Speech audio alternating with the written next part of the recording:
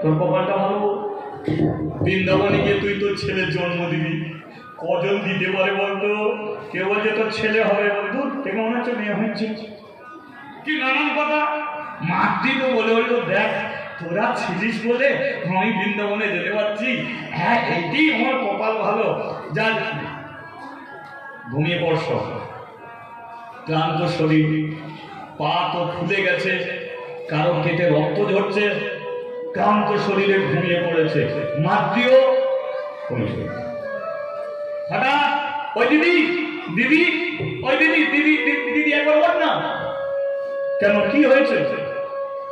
আমার খুব পেটের যন্ত্রণা হচ্ছে। এরা বলে বললো, পাগলি এটা তোর পেটের যন্ত্রণা নয়, এটা তোর প্রসবের যন্ত্রণা। 80 দিন হেঁটে হেঁটে এসেছে, বাকি আছে 10